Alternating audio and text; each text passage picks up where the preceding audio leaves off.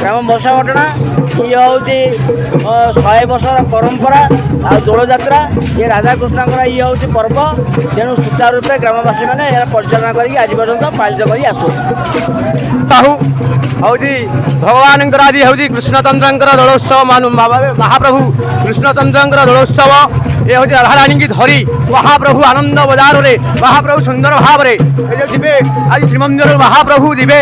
ଆଜି ତାଙ୍କର ରତ୍ନବେଦୀକୁ ଯିବେ ମହାପ୍ରଭୁ ଦୋଳବେଦୀକୁ ସୁନ୍ଦର ଭାବରେ ଲଉଡ଼ି ସଂକୀର୍ତ୍ତନ ଆମ ହରିବୋଲ ହୁଳହୁଳିରେ ଦେଇ ମହାପ୍ରଭୁ ଯିବେ। ଆଜି ସୁନ୍ଦର ଗୋପାଳ ଭାଇମାନଙ୍କ ଗନ୍ଧରେ ସୁସଜ୍ଜିତ ସନ୍ଧ୍ୟା ହୋଇଛି ମହାପ୍ରଭୁ ଆଜି ସୁନ୍ଦର ଭାବରେ ସୁସଜ୍ଜିତ ଭାବରେ ମହାପ୍ରଭୁ ଯିବେ। ଆଜି ଗୋପାଳମାନଙ୍କ କାନ୍ଧରେ ମହାପ୍ରଭୁ ସୁନ୍ଦର ଭାବରେ ଲଉଡ଼ି ହେଉଛି, ପ୍ରଶାସନ ଚାଲିଛି, ଦୁଦୁଲି ବାଜୁଛି, ସବୁ ସୁନ୍ଦର ଭାବରେ ସଜା ହୋଇଛି।